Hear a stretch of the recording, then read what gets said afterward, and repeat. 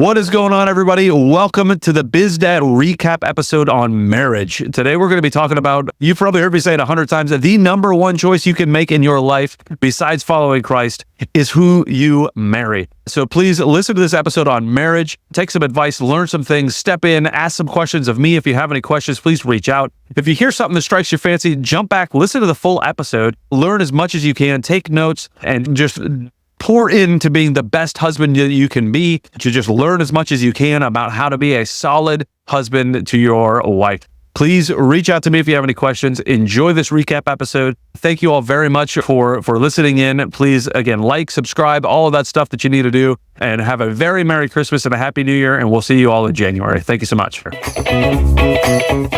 We have Dr. Travis Parry joining us to chat about running businesses, balance between family and business with 2 kids at home, a wife. You already realizing you were working a lot. What kind of conversations did you have with your wife at the time while going through all of this? Because it's one thing that I harp on constantly is the decision of who you marry is massively important, and your decision to communicate with that person and be on the same page with that person is yet again even more massively important, right? So choose the right wife, and then engage with them daily, constantly. That doesn't mean that I'm very successful at that. Let's be honest. None of us are perfect here, but we're striving towards continuing that. What kind of conversations did you two start having, and how was the communication then versus after your transformation / change in your thought process? Number one, my wife is the most important person in my life, period, end of story, exclamation point. And I have a picture. It's this banner, it hung in my academic counselor's office. And it's the 21 Suggestions for Success by H. Jackson Brown Jr. If you guys ever want to look this up. It's on my phone. It's hard to see and it's glary, but it's a banner. And I've kept this with me. This is back in my days of starting my education at Brigham Young University. And the number one key to success, according to him, marry the right person. This one decision will determine 90% of your happiness or misery. Mm-hmm. So I've known that for a long time, and I've known the key to that, but it never struck me as important as it did until after my dad passed away. After he passed away, there was a huge void in my mom's life. And for a time, I was there to fill some of that void. My uncle was there to step up. My brothers, my sister, we all had to fill some of these voids. And I'm not saying that single people are not real people. Don't get me wrong here, guys. But there is a reason that we have a spouse, and it's not just for procreation. Yeah. God could have chosen any way, but it's for companionship. It is for friendship. And my most important thing I believe it's for is for development. There are only things that you can learn by being married, period, that you will not learn in any other circumstance. You can have a business partner, but you're not going to go home and sleep with that. Okay, maybe some people do. But hopefully they're married to him. The reality is that you have to work as a team. Now, at the exact same time that all this was happening, my wife started having major health complications. Couldn't figure out what's going on. And she's never had any major issues before. She's had some injuries with playing like 3 different high school sports, very athletic, very fit. And we had baby number 3. And after that, she's like, there's something wrong. And she's trying to get back into the running routine, and her knees started to swell. And so went to the doctor, and the doctor said, oh, here's some penicillin or whatever for the swelling. And all of a sudden she found that she was swelling up even more. And we called the doctor and he stopped taking the medication. We're like, yeah, we already did that. We figured something was up with the medication. It's probably an allergic reaction. We don't know to this day what it is, but we spent a good part of the year going from specialist to specialist. She was even at one point up at a specialist office at the state capitol who misdiagnosed her with rheumatoid arthritis. Mm-hmm. She's 25. Yeah. And we brought I think our infant baby at the time, and we sat down and they're like, brushing off baby toys because nobody with rheumatoid is in their 20s. They're in their 60s, 70s, 80s. And long story, we start going on this health journey and we find out that, whoa, maybe what we've been eating in this toxic American diet, standard American diet, is actually contributing to this. Yeah. So we took a full 180 this direction. And I found out that as my wife was like, I think I found the solution after going to chiropractor, energy healer, specialist, medical doctors, just the whole gambit, and losing our health insurance in the meantime, by the way, because the guy who misdiagnosed my wife with rheumatoid, I was at the same time applying for new health insurance for our family, and they pulled those records and denied us. Now we didn't have anything. So here we are in a broken American system, trying to make sense of it. And my wife and I sit down one day. She's like, I talked to a friend. I think diet is the issue. I'm like, honey, we've already changed it a little bit. She's like, we haven't changed it radically. We need a reset. I'm like, what are you talking about? So she sits down and she tells me we need to not have any processed foods, not have any cooked foods, not have any meats or dairy products or anything. And this is not like a vegan, let's save the planet. This is how do we reset the entire immune system? And I'm like, knock yourself out. I will support you. And after 2 weeks, she was starting to reduce the medication. The swelling was starting to get better. And she actually was losing weight because of this and was feeling much better. And I had this thought, a good husband, a supportive husband, that guy, he would probably be doing this with her, not just watching from a distance and clapping and supporting. And so I sauntered out. Again, this took me 2 weeks to figure out because I'm slow.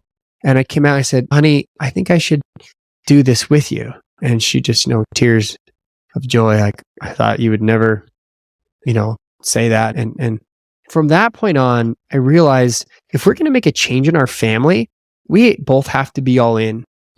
Otherwise, trying to make big change in life. I'm not just talking about like changing a little habit. I'm talking about major change. It can actually divide you. It can make you two ships passing in the night. Hey, yeah, we're roommates, but we're not really developing as a unit. And Adam, it took me to figure this out and my wife to show me this example of not only with our health, but we did this with our finances, cleaned everything out. We did this with our media, cleaned everything out and started over. We reset our children's education. And that actually led us to start homeschooling our kids. We reset all of the things we thought about I guess it would be our parenting skills. And we did this with every aspect of our life to the point that we started to really be on the same page, not just have the same financial goals. Like I was helping my clients at work. Yeah. Man, it was everything. Once we went through this process, I realized this has to be it. This has to be the key. Because if I stop becoming a do-it-all and I become a productive workaholic, but then I become what I call a personal developer, someone that is developing on his or her own, it's a great place to start. Don't get me wrong. Tony Robbins, Brent Burchard, all these big names in personal development, they know how important it is to really work on oneself. Yeah. However, that only goes so far. You can become addicted to that process. And if you're not careful, you can fall back into that workaholic trap that I talked about. You go back up the ladder a little bit faster, but you keep falling. But if you have that support person who loves you more than anyone else in the world, who's there by you and is developing with you, and now you're setting goals together and you're supporting the personal goals that you each individually have because you're still individuals. If you do those things, not only is that backed by science, that's going to help you have a better marriage, but I've done the research on shared values and goals in my nerdy PhD program. And I found that the 3,000 couples that we tried this with, that the ones that had shared values and goals essentially were developing with each other, they were happier in their marriage. They had higher psychological scores. They were healthier psychologically. And that led to achieving their financial goals.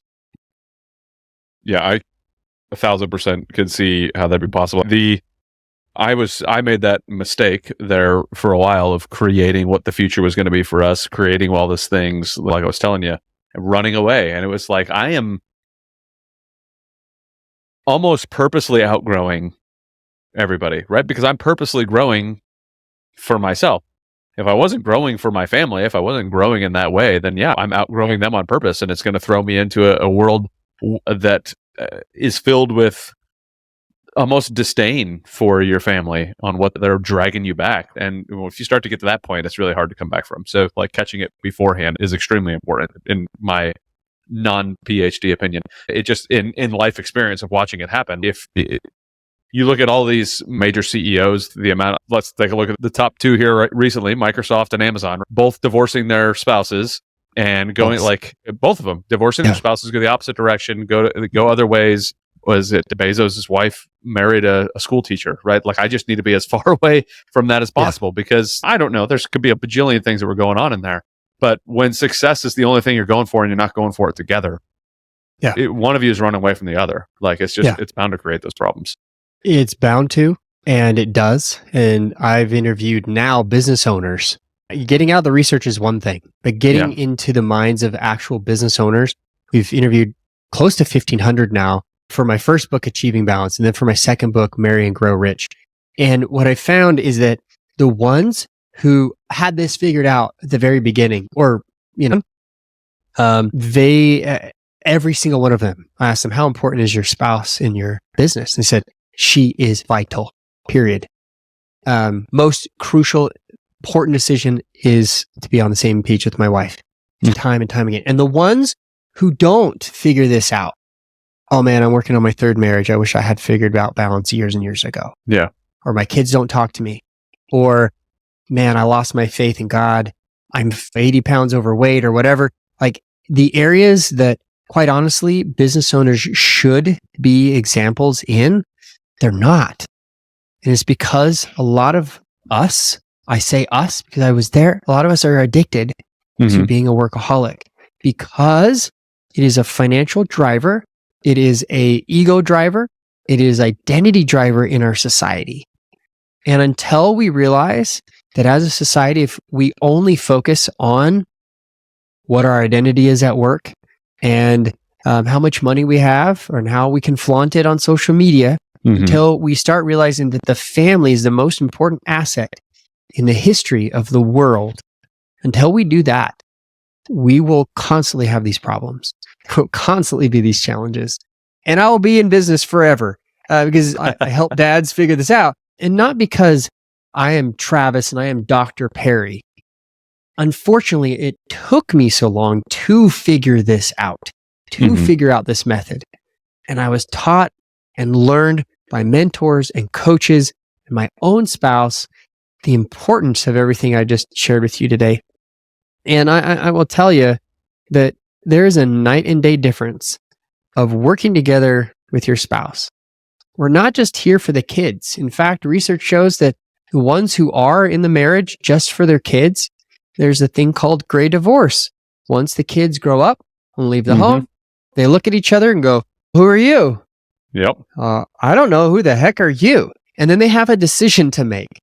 Do we start over again? And do we have a honeymoon type of relationship, which actually a lot of couples end up doing, and it does save their marriage? Or do we say, you know what?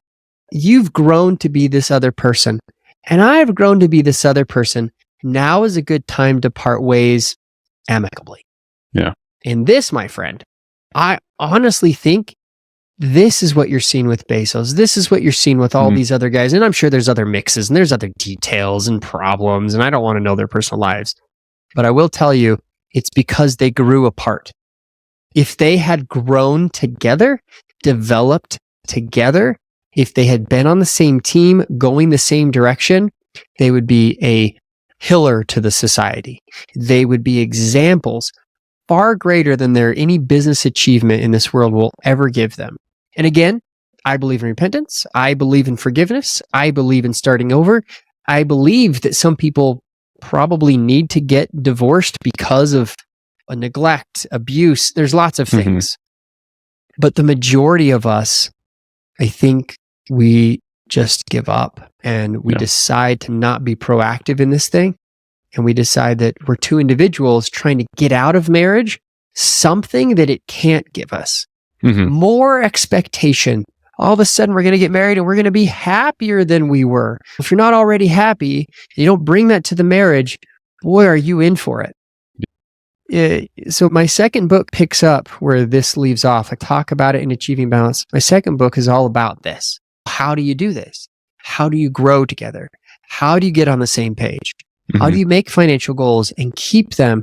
How do you parent and be lovers and intimate with each other and do all of these things to have a wonderful relationship while growing and scaling a business? Because that last piece, man, that's the kicker. The first part, I could name dozens of authors, John Gottman, others who have talked about this for years and years, and their principles are sound. But nobody understands what it's like to be a business owner and have an extra kid, an extra baby. That is your baby. And you feel so attached to it. And instead of understanding that could be part of what it is that you and your wife and family are creating together, that can actually live in harmony instead of being the enemy. That's where the whole Marry and Grow Rich philosophy of having balanced growth, of growing the business and growing in your relationship can really take off. I'm excited to talk to Corey Robinson, a business owner, father of 4. So in your first marriage, you have now 2 kids. So your marriage is going well. What were the things besides you driving for more that kind of led to the divorce? Yeah. So I've been one of these people that have always wanted to improve. Like I wouldn't say it's a lack of contentment or lack of happiness. I just like to drive forward. And I think that what happened was we got married. We were 20 years old when we got married, and we had kids at 22 and 25. And I think we both had a lot of faults in that, but it's just one of those things where we were just going in different directions because we got married when we were kids. I hadn't processed my life trauma when we got married. And so I was doing a lot of that work after having kids and like being able to really understand, digest all of that and grow from it. And I felt like I was tugging her along on this kind of journey. And I think that just built a lot of resentment. She had plenty of her own challenges to overcome. She dealt with mental health. She's always had a challenge with it. And it just really picked up after my son was born. And then she had an extended stay away from myself and our kids. And that just really unraveled our marriage pretty quickly. While she was away, did she bring the kids with her or did you have them? Oh, you had the kids while she was on her extended stay. So how did the conversation go? What did you see with your kids as this was all unraveling? What kind of conversations did they have with you? We lived together, separated, and just shared our time for a few months, really, 4 or 5 months, actually, before divorce was finalized. We lived in the same house, tried to keep their life as normal as possible. But they had grown accustomed, I think, to mom being away and being with me all the time. So the conversations were really just about, hey, we're going to do something different. We're not going to live together anymore, but we're going to share you guys and you're going to go back and forth. And I think that's been one of the best and the worst things. They knew their time was going to be split, but fortunately it was split pretty evenly. So at that age, like today, I would be a completely different, I think, scenario, completely different conversation, even if they were as young as they were, just because I'm much more mature. But then it was like, how do you tell these little kids, these toddler and a 5-year-old, that their whole life is being uprooted? It's a hard thing to process, a hard thing for them to deal with. They're pretty resilient. They got really adapted to it. Yeah, and I suppose if I was going to look at the solace in that would be that they were younger. So that does make it a little bit easier to manage. Not that it's ever an easy thing, but neither is watching your parents go through stuff because they're also old enough to be able to see what's going on. A 4-year-old can still pick up on a lot of stuff going on inside the house. So it's amazing how much they can pick up just by hanging around, being 4 years old. And that's all it takes. Well, I mean, we were very lucky. So we both worked like shifts and grandma was helping. And they're accustomed to being juggled as our work. Okay. Yeah. happening, and we worked opposite shifts at times. And so there was a lot of times where we were parenting on our own. And once the divorce happened, it didn't really change. Like, we split a week. So I'd have a week, she would have a week. But there'd still be soccer games and there'd be birthday party and all this stuff going on all the time. And was constantly engaged, even if they weren't with me. I think it really helped a lot. We lived in close proximity still, and be able to show up all the time made the burden on them, I think, far less than what it could have been. Yeah, for sure. For those, would you give to the dads out there that might be listening that are, maybe they're on that verge, they're seeing that, because especially when you look at so I saw it as a prior military guy, you see a lot of the divorces and separations happen, and a lot of it is because the military is pulling all over. Sometimes it's because they're voluntarily saying, hey, I want to go deploy, or I want to go to this school, or I want to do these things and get all these tabs and get all this stuff. But sometimes it's of no fault of their own, just, hey, the military is sending you for a year to Iraq. There's not much you can do about that. But you come home and you know that there's that tension, there's things going on. What kind of advice would you give to try to, and I'll give you my perspective, this is not a judgment by any stretch, but my goal is to hope that, and there are plenty of times where this is not the right answer, but hope that all couples can stay together. If you're married, let's figure out how to make it through that marriage. But if they're not in those situations where, okay, now's the wise time to separate, now's the wise time for it to go away, what sort of advice would you give to those that are striving hard? They want to succeed. They want to be chasing those things, but they're catching themselves running faster than their spouse can keep up. What kind of advice would you give to those dads or those husbands/dads who are potentially in that situation right now? Yeah, it's a tough question to answer. I think I'm maybe a little bit further along in the journey. I think, well, for guys like you in our network, where we focus on the different aspects of our life, but I think that what I started to try to do with my marriage was take ownership, right? I can make all the excuses in the world, and it's the same as being dad. I try to take as much ownership for our situation as possible and try to move away from pointing the fingers or blaming her for trying to pull me back or whatever the case may be. She has her own stressors and her own motives and things that she wants. So I try to take ownership of my part of that. Like, I need to show up as a husband and as a father, and I need to understand how best to balance that. And that is done by understanding their needs. Most wives or spouses don't necessarily need all of your time. But what we found, I think, is important is the communication part, right? Like letting them know what is coming, what to expect, what my schedule looks like, where I'm going, in as much advance as possible. And then making sure that I carve out time. Most spouses, that's what they care about. They want the quality time together. And so that's what, through all of this, and there's been a lot of struggle, I think we're finally starting to get a lot better at it, is no matter what is going on, we need to take time out to drown out the noise, focus on one another. And so I think the biggest takeaway from that is, like, you're being intentional and showing up for your business, for your career, you have to do those same things in your fatherhood and your house. And so we try to be intentional about our time. Right? We tried to, we had date night last night. So we usually Wednesdays or Thursdays, we usually go out to dinner every week. And right now, I've been working 16 hours a day with both businesses. Everything's just been on fire. It's been a really poor winter to be an entrepreneur. But no matter what happens, I try to remind myself, hey, we have to take time, or else I'm gonna, the relationship is gonna start to erode. And so being intentional with your time, and it feels like a business transaction sometimes when you're like, hey, we got to put this on the calendar. Hey, we got to carve out this time. But you have to do that, or otherwise you're going to stop filling up that bucket and your relationship's going to start to struggle. Yeah, be intentional. For sure. Make sure you carve out that time. Yeah. Put it on the calendar. That's the best advice that I could possibly give to somebody. You have to show up and be intentional. Yeah, I think the communication and intentionality, I love that those are the two things you highlight, because those are two things that I try to highlight all the time. Like, when you're 22, you don't really know how much you should be communicating, because we're 22, especially as men, our brains aren't even developed enough yet until we're 25 to even solidify who we are. But yet, if you're married at 20, you got to be developed enough to be able to communicate with your wife, right? Otherwise, you won't be married at 32.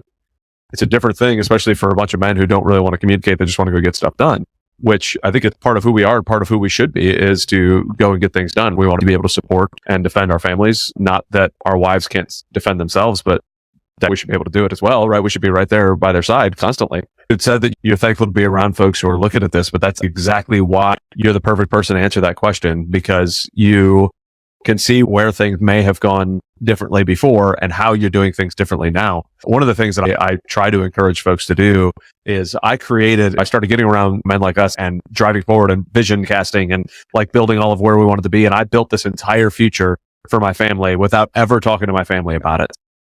And that was a dreadful, because like I'm driving towards that. Like I'm ready. I'm excited. And my wife was wondering what the heck is going on because I never talked to her about it at all.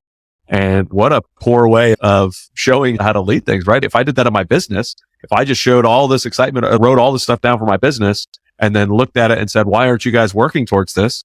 Because it's still on this piece of paper. I haven't showed it with you guys yet. Like I need to share it. We need to communicate. We need to all be on the same page. And we started implementing EOS in my education company and getting everybody on the same page behind core values and understanding what our core focus is and knowing what we're driving towards, having everybody driving in the same direction as opposed to wherever they thought that we were supposed to be going has made a massive difference. To your point, you had said that like you're showing up for your business, show up for your wife and your kids. And that's what I try to harp on this podcast more than anything. Like we are driving to grow our businesses and we've got all these goals for we want to grow our businesses and we've got folks vision casting in the business and we've got all these things. And then you look at the family and it's, oh yeah, like we have dinner sometimes. And it's okay. Okay, so you have dinner sometimes. Like there's got to be more to your family than that. Let's build that vision casting. Let's do all that stuff for the family. You mentioned putting the date nights on the calendar, which the business transaction spoke to me perfectly because I used to think the same thing. Like I don't want to put things in my calendar for the family. Like the family shouldn't be a piece on my calendar. They should just be the core around it is the way I kept telling myself. And somebody was like, nah, dude, like you're carving that time out specifically so nobody can get in the way. Nobody can touch your calendar at that point. That is their time. And I was like, man, what a great way to reframe it. It's not, oh, I'm piecing this little thing together for you. It's, no, I am protecting what is important to me. And that is my time with my kids. So now 3 days a week in the middle of the day, I've got a half an hour for my kids. It's just me and my kids. I go play with them. We go, like yesterday, we rode dirt bikes and the 4-wheelers in the backyard and just had a good time. Sometimes we go play golf in the backyard. Sometimes whatever. But putting those date nights in the calendar, man, oh man, that's important. I want to go to those date nights. What do those date nights look like for you? Is that specifically just time for you to get away? Or do you work on the future planning aspects during those date nights as well? How does that look? And most of ours now, I would say, are pretty casual. I wouldn't say that they're not always intentional. There are things that we bring to the conversation, but for the most part, we leave those kind of open-ended. My wife is not, I won't say that she's not in line with stuff, but she doesn't like the hardcore intentionality. Like, we just need to spend time together. There's no point. We don't need to sit down and talk about our finances. We just need our time. And so we try to relegate like our future planning to around the beginning of the year is usually when we're talking about, hey, what do we want to do this year? Where do we want to go? So this is where I plan to be. This is what's going on. Big events that are going on with kids. So usually, we try to block off time. So we do like a family vacation at the end of every year. And usually going into that, there's conversation about what's up and coming next year and coming out of that is what we're going to try to accomplish this new year. I wouldn't say that we have this like joint vision for where life is in 10 years. I know where we want to go, but we're still in that phase where we're undecided 5 years from now. Where are we living? What are the kids doing? A lot of our future is predicated on where the kids are at. And so our life revolves around them and they're all going to be young adults during the next 5 years. I don't know that we need to do long-term future planning on where we're going to be and what we're going to be doing yet, because we're just not clear and we're working through that. I was happy to hear you said that about the date nights though, because I think that a lot of times I hear the folks being like, on our date nights, we focus on what's our plan for this week? How are we driving to this? And it's okay. You still need to date your wife because right now you're business planning with your wife and you're not dating your wife. What are you doing to make her feel special? If it's all about what the businesses are doing or what the future of all the stuff, like, no, let's make her feel special. And I'm just as guilty. So I'm saying this as a completely call myself out at the same point because I'll sit down at a date night and be like, all right, so what my plan is for the next week is, and it's no, shut up, Adam. Enjoy the time with her. You've got a candle in front of you guys. Have a good time. Steak is on the way out. Like just enjoy conversation with your spouse.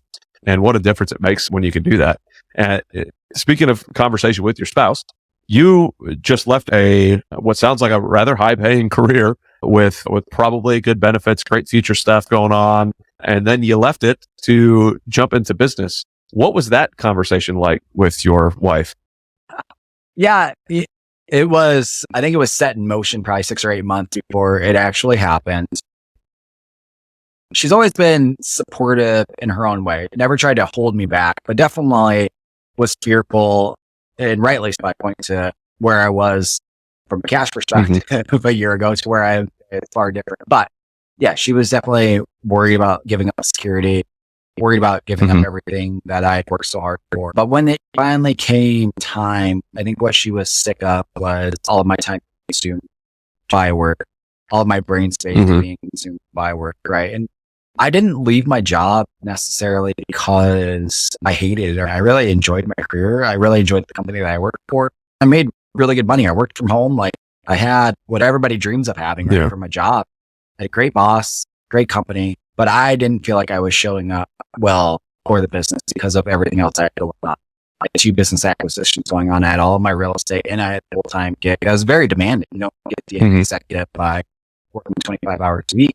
But essentially, I had moved my career down to I'm working 30, 35 hours a week, trying to still show up as I should and trying to juggle all this other shit on top of trying to learn everything I need to learn in order to be successful in my real estate and in my business acquisition endeavors. And so it got to a point where it probably been 2 or 3 months where it's like she just had enough. I had no brain power left over for her or the kids. I wasn't showing up for the kids like I was supposed to be. I wasn't showing up for her like I was supposed to be. And right before that, we did a GoPod trip to Cabo. Fantastic trip. And we stayed at this beautiful resort. There was 3 couples there. We did all kinds of fun stuff. Okay, hopefully my marriage is going. We're back on track. And we're having a couple of drinks over dinner. And a question got brought up and she put me on the spot and let me know how unhappy she was and how I wasn't showing up. And that hit me hard because it's like, okay, man, I felt like I was working really hard in all these tasks in my life. So I went home. We got home from Cabo on the Monday. Tuesday, I called my boss and put in my notice and said, I'm done. It just opened up so much brain space and so much time for everything else. A lot of it's been filled with obviously my businesses now, but I've learned an important lesson through all of that. It's one that I always have to remind myself of, like how I always have to ask myself every day, how am I showing up for the people in my life that really matter? And if too many days go by where I feel like I'm not showing up for them, I know that I need to pivot. And that's where I'm at. I feel like I'm at that point right now. Again, I just took on way too much again. But I think through all of that, like I've been able to keep a level head. I've still dedicated time to the kid. I've still made time for her. It's just not nearly as much as I want, but it's definitely I'm far better at it than I was a year ago, far better than I was at 10 years ago. But it's an iterative process, right? Like we all of course stuck at this stuff and have to juggle all the different facets of life. And it's just making sure that you have people around you to remind you of what's important. And you're asking yourself that question every day. It's easy to get distracted. And I think that one of the key things that I want to pull out there is that your wife felt comfortable enough to tell you that you weren't showing up, right? That you guys have had the conversations apparently in the past as well. So the ability for that communication, like you talked about earlier, like to actually happen is beyond the level of important. Like if one does not feel comfortable being able to talk to their spouse, that's when a lot of that resentment starts to build up too. And a lot of that stuff just builds up inside because you're not communicating that. What kind of things have you two done to ensure that communication is actually happening over the last 5 years that led to her being able to say, no, like you're totally not showing up right now. We need to make a change. Yeah, I don't ever think that it was on her. I think that if you know her, she's very direct and very open with how she's feeling or what she thinks, which is fantastic. And when we first started dating, it was a very hard trait for me to deal with as a guy. But now it's one of the things I appreciate most about her. It wasn't really on her. It was really on me to shut up and listen and really take into account what she is saying. I think we like to mansplain things and try to logically process them. And that's the problem is like we try to put logic around what women are saying, where they're coming from a place of emotion and feeling. We try to use our rationale and our logic to explain it. And if you would stop and really pay attention to what she is saying and what she means, it's not always the same thing. And so what I've tried to do is stop and really try to understand rather than what she is logically saying to me, what is it that she really needs? And that has, I think, helped me change the way that I listen and the way that I'm trying to show up now drastically. Understanding, hey, she might be telling you, you need to do this, or she's unhappy with this, but is that really what she is saying? Are you listening to how she is feeling and the emotion? For me, I feel like that was the most important part of her communication that I could possibly understand. There's more than just the words coming out of her mouth. There's something behind that. And what is that's behind those words? As I try to uncover and dig into that, I feel like I am learning more and trying to do better to fulfill her emotions and her needs rather than her words. You said you've done the vivid vision exercises before and all that, but what does this look like for you and your kids and your wife? And like, how are you picturing what the future is going to be as far as growth, as far as continued involvement in the businesses? What are you hoping for? So I think I'll start my relationship with my wife is the most important thing. I'd like to get to a point. She really enjoys her career and I don't have any desire to take that away from her. She works for the federal government, which I don't know how she enjoys it, but she does. I know it.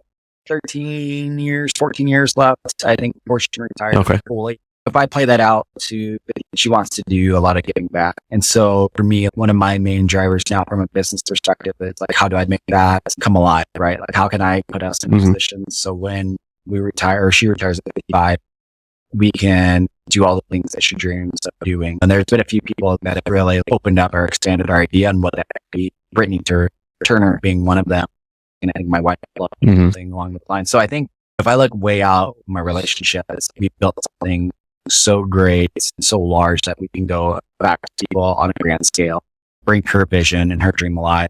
We know obviously that's a long-term goal. For the kids, right? I think for me, I don't really care what they're doing. I think the foundation that we've been able to give them is for them to find what sets them on fire, what they enjoy, what their passions are, and the strength to go out and try different things and fail at different things and figure out what they really want to do.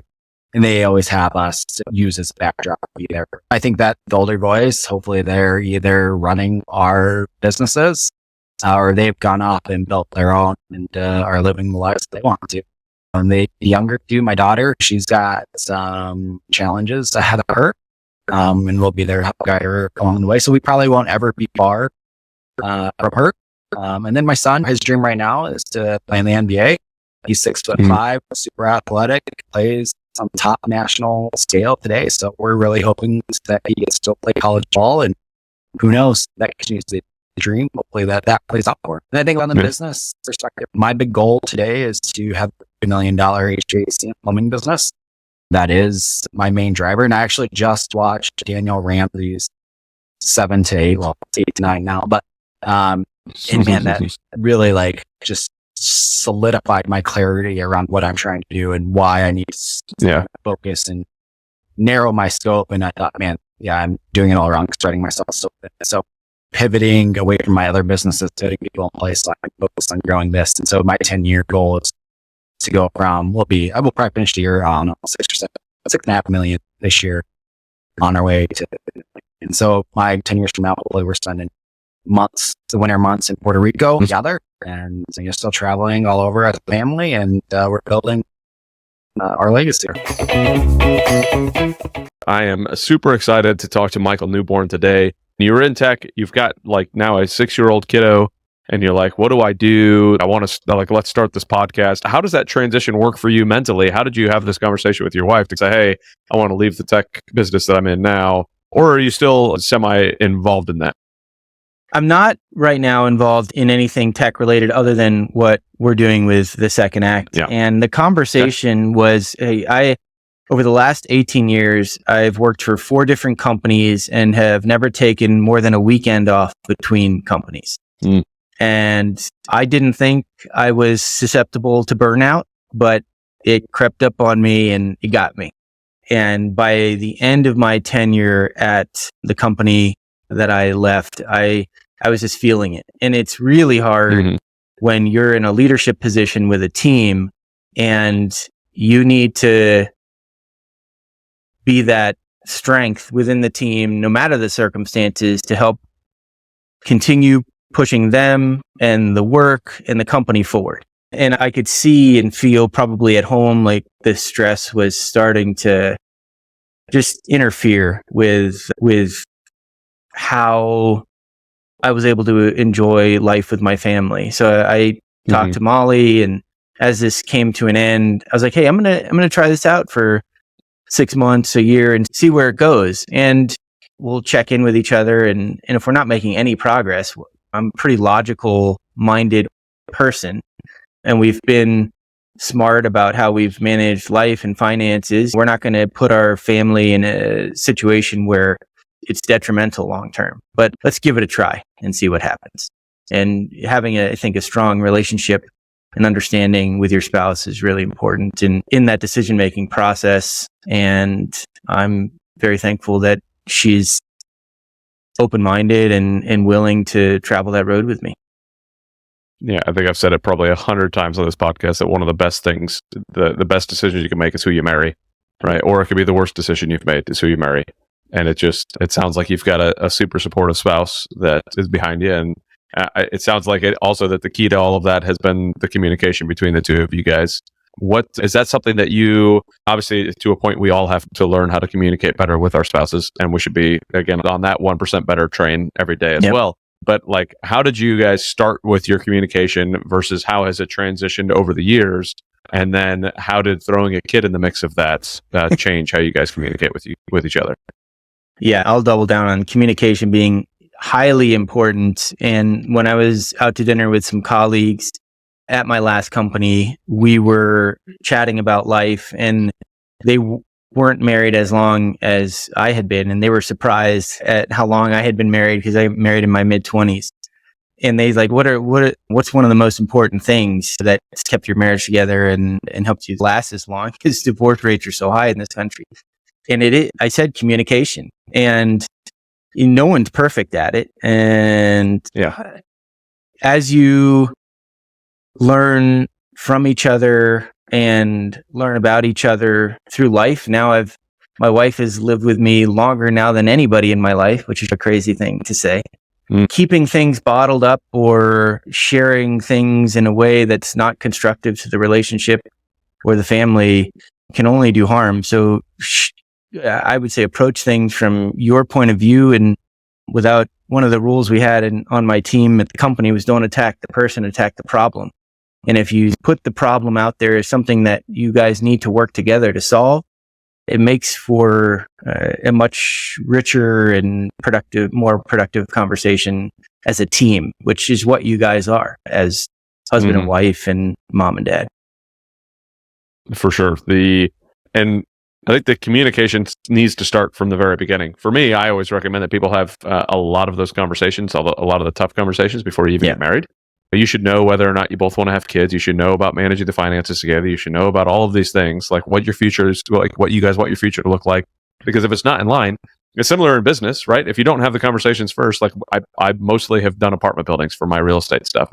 And I need to make sure that the person I'm partnering with on this real estate deal has the same desire to output or end point as I do, right? If this person wants to do a flip in 2 years and sell it, and I want to hold on to it for 10 years, we're probably not going to be the best business partners when it comes to, like, we're going to have some major disagreements when it comes to that 2-year point on what we want to do with this business. So if you don't have the conversation before you get married, like, you're going to have some major disagreements.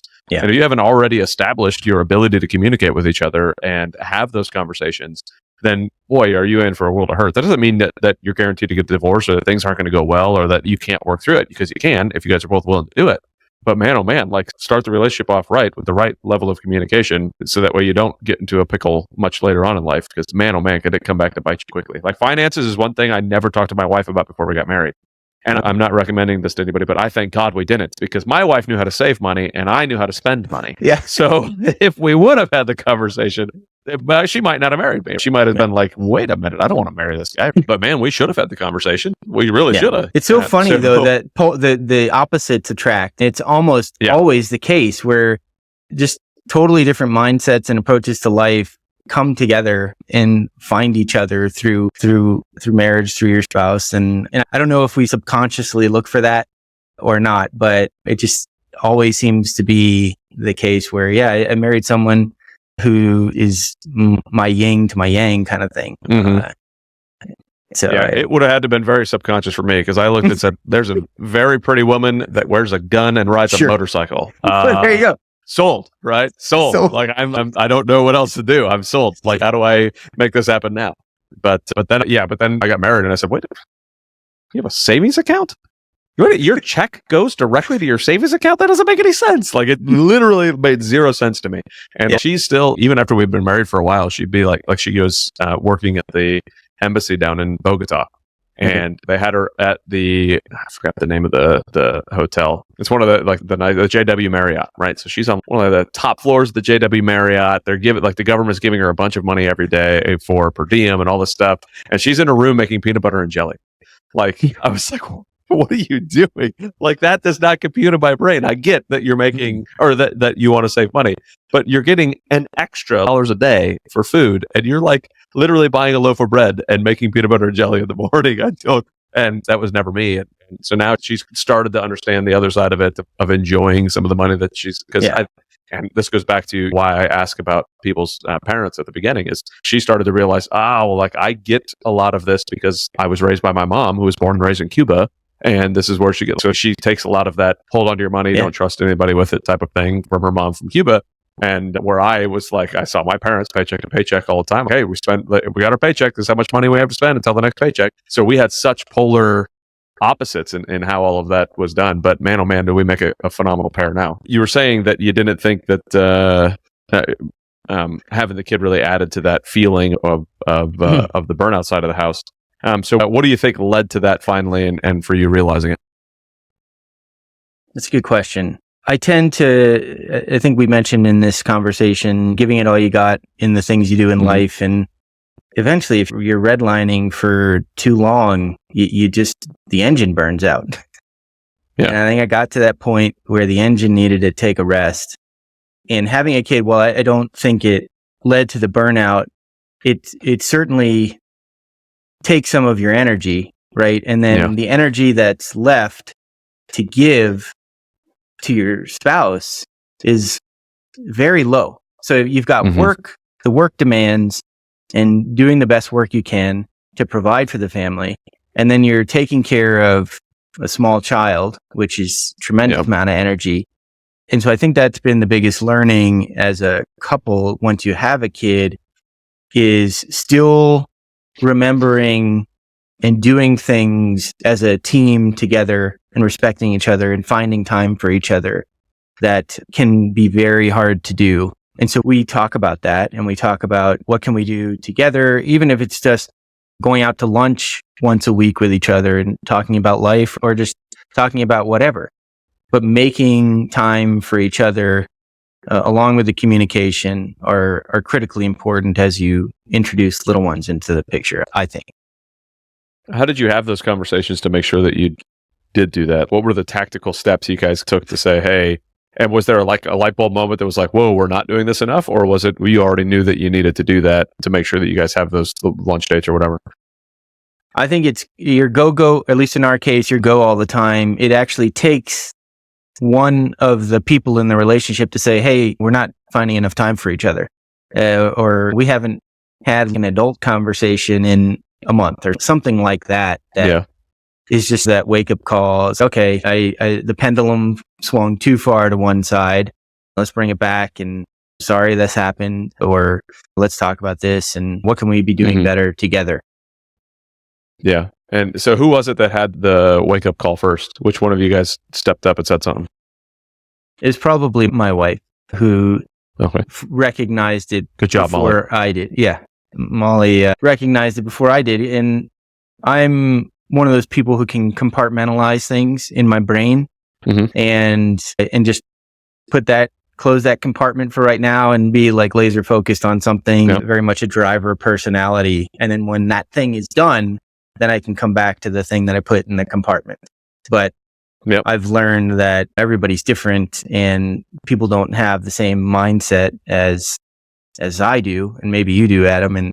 And so I try to get better as an individual every day, whether it's with my spouse, with my team, with my business partners, with my son, all those things, my parents, my sister, all of the above.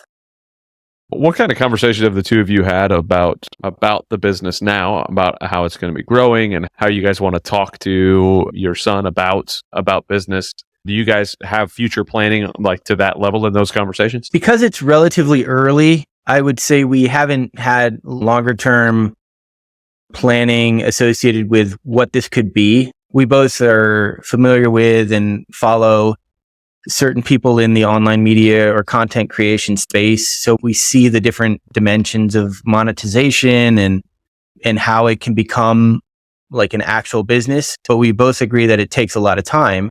So if we can't get there in the time frame that we desire, so let's say a year from now, if it's not generating a meaningful amount of revenue that we have a clear line of sight to keep it growing into what is a solid income replacement to what we had before, then we'll revisit what we want to do to have that, as well as maybe go back to the drawing board for employment purposes. She works, she has a job as an accountant at a tech company. So we're both in the tech space to one degree or another.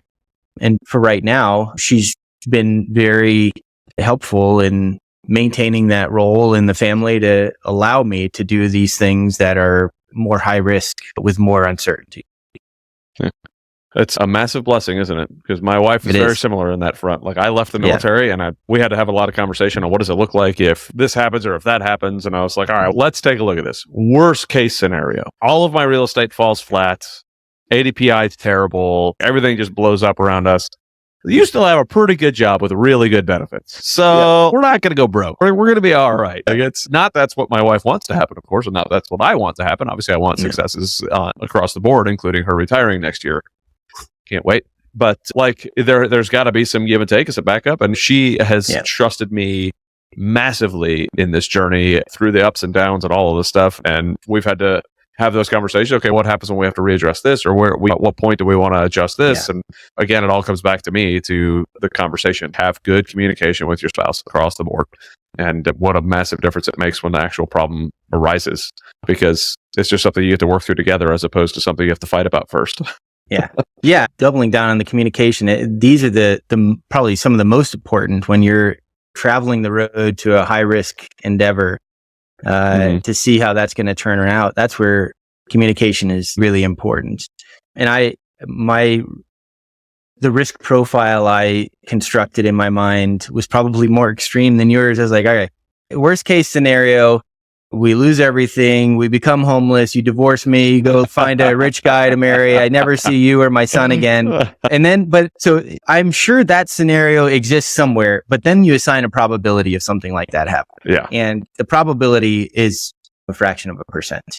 And so once you weed out that stuff, because it's the tail risk that in almost any scenario won't happen, then you can say, okay, what's a likely scenario and what's a best case scenario? And what's a worser case scenario, if that's a phrase. Yeah. And then you look at it from, we'll call it that. You look at it from that perspective, almost a statistical perspective. And I think it helps think through how you're going to manage through this process as a team. Welcome to the BizDad podcast. Today, I am thrilled to talk to Adrian. How much conversation did you and your wife have before you had kids on how you wanted to raise kids? I didn't want kids. As a kid, I wanted to get married and have kids. But by the time I hit 30, I was like, I don't want any kids. I'm done. I just wanted to see the world, live in other countries, do all this stuff. And I was like, all right, if I have kids, it's going to be like an hindrance. And when you don't have kids, you don't really know. You don't know what you're missing, right? So I was like, I know that right now, I don't know what I'm missing, and I'm good with that. But I know the moment I have kids that it's going to be a very different situation. And so my wife was like, no, she was like, we got married, so we would have kids and we would raise kids. And I'm like, we were married now at this point 5 years before we had our first. And so she hits me with, I want kids. And I'm just like, she was like, we have to have them because at some point, if you decide you want them and I'm too old to have them, then it's going to be a problem. Yeah. And so we had our first, and I told my wife, I was like everything else in my life, I don't want to go into this blind. Okay. I was like, if I'm going to learn jujitsu, I've got a jujitsu coach. If I'm going to learn business, I'm going to get a business coach. And I was like, we should probably talk to a childhood psychologist and try to understand how we should raise these kids instead of trying to pull this is what my parents did. Yeah. And that's what everybody, oh, my parents raised me like this. And I told her, I was like, listen, I'll tell you right now, I was like, that did not work in my home. I don't want to raise my kids the way my parents raised me. And I was like, so I want a plan. She was cool with that. So for 2 years, we did like joint childhood therapy on how to raise kids. And listen, it's very hard, right? Because there's not a lot of science behind a lot of this stuff. Like for instance, my daughter was the type that she cried when you put her to sleep. Now, there's studies that show you should soothe them. There's studies that show that you should leave them so that they develop independence and that they learn how to soothe themselves. I don't know what the right answer is. And we tried both. We would sit there and it would be like, we put her to bed at 7, you'd be in the room with her till 1 a.m. And she doesn't want to go to bed. The moment you walk out, she cries. And then she cries for 30 minutes and she goes to bed. But we learned a lot of tactics, more about positive reinforcement than negative reinforcement. But then we also knew where there was a place for negative reinforcement. There's punishment, there's timeout, there's this. And mind you, my kids now, I haven't put them in timeout in probably 3 or 4 years or 2 years at least. And I don't punish them anymore because they just know. Like now I have conversations with them like they're adults. But it took a while to get my wife on board with a lot of the things I do. Because guys like us who are in GoBundance who are constantly growing, like I have 2 mindset coaches, I have a business coach, I'm in GoBundance, so around these guys, we're growing at a faster rate than 99% of the people in this world. So we're growing every year as if other people would be growing every 5 years. And so to my wife, just in the last 2 years, I've changed so much. Yeah. And I've been married 15. In the last 15 years, she's like, I don't even know who you are. Like the person you were when we got married at 26 is not who you are today. And I'm like, no, it's not. And I was like, and honestly, if it was, I'd be doing something wrong. I was like, so it took a lot of time. There was a lot of arguments behind closed doors about, I don't agree with this and I agree with that. And I'm like, all right, I'm a science driven guy. And I'm like, so let's look at studies. So you want to have a conversation with your kid or you want to tell them what to do?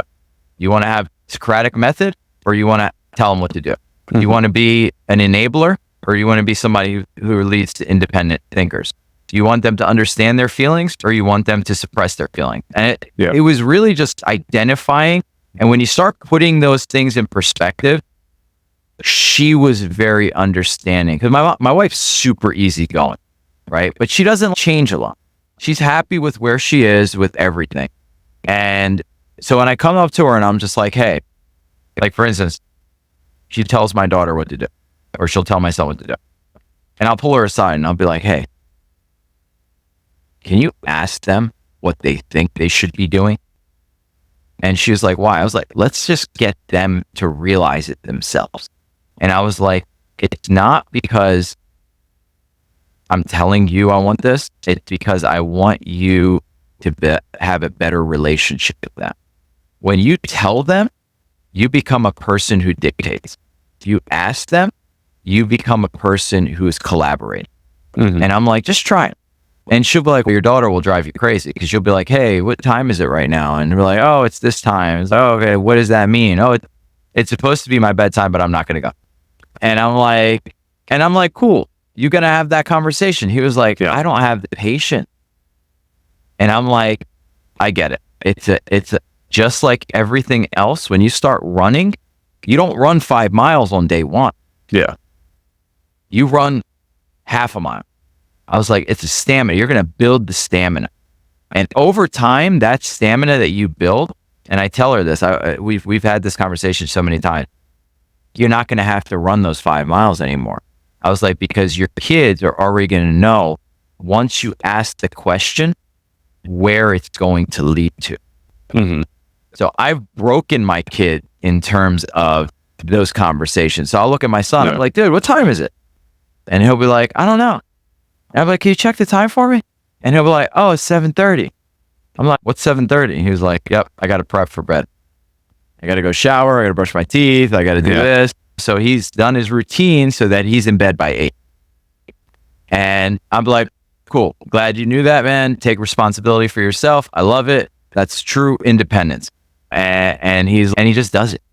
And the days where he actually does fight me, where he'll be like, Dad, I really just want to spend more time with you. And I just be like, dude, let's hang out. Forget it. I was like, how much time do you want? Yeah. And he was just like, how much time can I have? And I'm like, how? And I'll start with something like, how about 10 minutes? He'll be like, how about an hour? I'll be like, how? And I want to get to 30. And then we'll have that. So yeah, it's become super easy because my wife sees how I am with the kid. Mm-hmm. And they're very open, and I just ask questions. And so that's helped. But if I was telling her that I think we should have this conversation, and then I'm going out here and being a dictator, it's not going to work. Yeah. I think for 9 times out of 10, it all goes to communication. How do we communicate with our spouse? How do we communicate with our kids? If you're actually talking about it back and forth, as opposed to like I was talking about earlier with me creating our future for us without ever talking to them about what the future was going to be. Yeah. I just created their future for them, right? What a terrible way to have a lack of relationship. Having those conversations has been very important for my wife and I as well, because I didn't really know how I wanted to raise kids, but I didn't have a clue. When we had our first kid, I was just on that beginning stages of learning what it meant to even save money, let alone build businesses and be a good dad and be a good representative of the kids and all sorts of stuff. Being open to having those conversations and being vulnerable for yourself, I think is extremely important to be like, hey, like and I tell my kids all the time, dude, I've never been a dad to a 9-year-old, so I don't really know how to do this. Like I'm learning how to be a dad to a 9-year-old, just like you're learning how to be a 9-year-old. So let's figure this out together, because I don't really know, but I do know how to be an adult. Sometimes I do know how to talk, right? So let's do that. Let's figure this out. I love those side conversations that my wife and I have about being parents, because the growth is really happening inside of those conversations for both of us in how to become better parents and realizing how exhausted that we are. That's why we did certain things that we did. Like I was talking about yesterday with what I did with my kids, like just mentally exhausted, and I was not in a good place. That's how homeschooling came about, because we had a real serious conversation about what we want for our kids and the future and the morals. And I said, we wrote it all down. My wife and I said, hey, we should sit down and really identify what we want for our children. And what are some of our biggest fears for our kids? And after we wrote them down, we're like, okay, are we walking down the path that leads them to these goals? And she was like, we're taking a chance. And I'm like, of course. I was like, I don't want to gamble with our kid. I was like, the more educated you are in business about your field, and the more likely you feel that your business is going to succeed. If you're just going to open up a business and just have no idea, no business plan, you're gambling at that point. Mm-hmm. But if you do your research and you understand, your chances significantly go up. So I sat there and I was like, we did that with our kids. My wife and I talked about it, and then that's how we came to the conclusion that we're going to homeschool, because there were so many things that were so important to us that weren't being provided in school. And listen, at the end of the day, I know we all want what's best for our kids, but if you can't do it, don't ever expect that from your kid. I always tell my wife, if you're not able to get up every morning and study or read or learn, and you want your kids to wake up in the morning and study, read, and learn, you're kidding yourself. Mm-hmm. You got something else coming. If you want your kids to be athletic, but you refuse to work out, it's not going to happen. You want your kids to eat healthy, but you don't eat healthy? Dude, what are you doing? It's not going to work. It's impossible. Yeah. So I was like, it all starts with us. We have to improve ourselves so that our kids could be where we want them to be. My kids see me. They're like, Dad doesn't eat sugar, no refined grains, no dairy, no red meat, no this, that. And they're like, all right, why, Dad? And we talk about it. And then I explain to them how we do studies and how we read it and how we understand the abstract and this. And they learn. And they're like, okay, we don't do any added sugar in our house. My kids don't eat cake and cookies and garbage. They've never had soda. They don't do any like caffeine. That to the rest of the world, that's like impossible. Mm-hmm. But to my kids, that's normal. And it's not, oh, Dad doesn't let us. It's, I don't want to put poison in my body. Welcome to the BizDad podcast. Today I am excited to talk to Matt Eyre. So you guys met in college, but how did you guys build your relationship as you were, before getting engaged and getting married? Sure, a great question, Adam. Thanks. We were actually friends for a couple years in college. We were not dating, and we had a really neat thing. We had a Jan term, where one semester was just in January. and you could do a trip abroad. And so our junior year, we both signed up for the Italy trip, and we became really good friends on the trip. And then the senior year came around, and I go, man, I think I'm going to try to date her. And then we started dating our senior year, and really have been together ever since. Nice. That's awesome.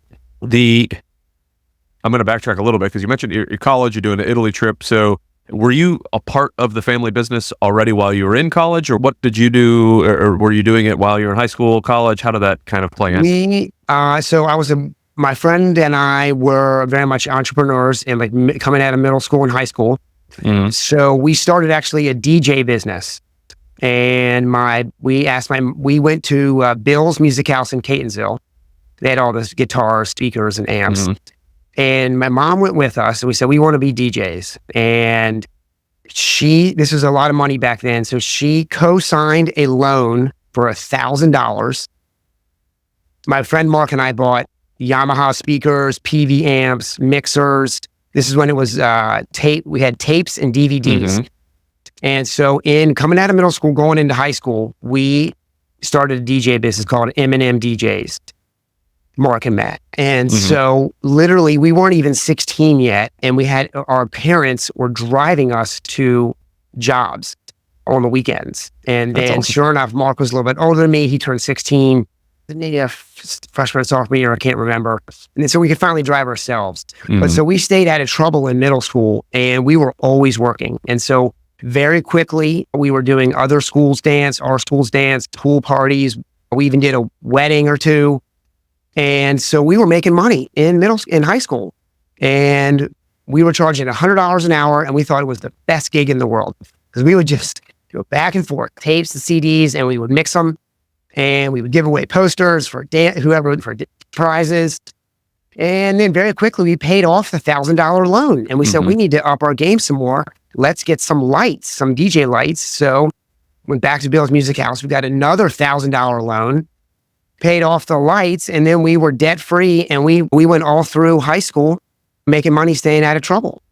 And That's then awesome. went to college. Okay, so your wife, she obviously saw you doing the DJ stuff when you guys were in college and knew that was stuff you did and knew that you had a family business. What conversations did you guys have about what life was going to be like after those 2 years? Were you guys already, planning the future together as far as what that goes, or was it more just like, hey, let's just enjoy these years and see where that goes?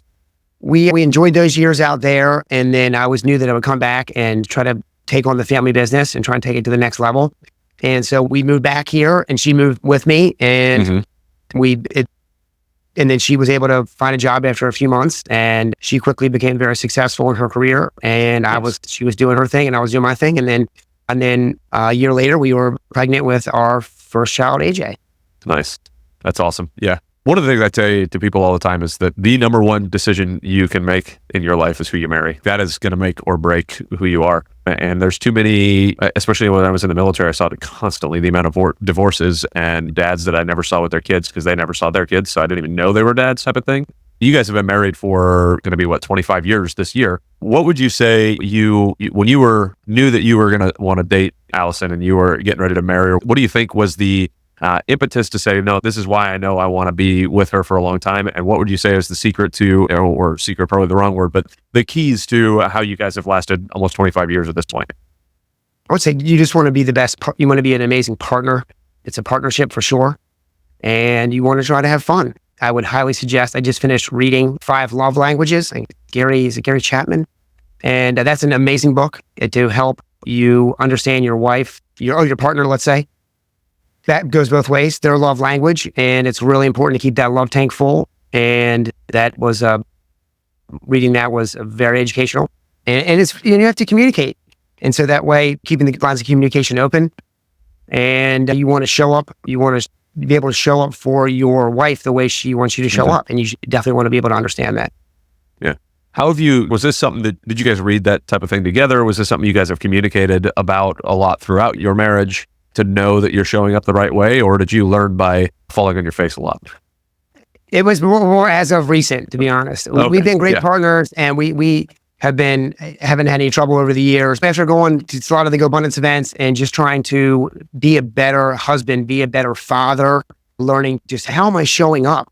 When I came back from from Stowe, after Nick Stageberg spoke, he said, how are you showing up for your wife and your kids? And I took some notes right away.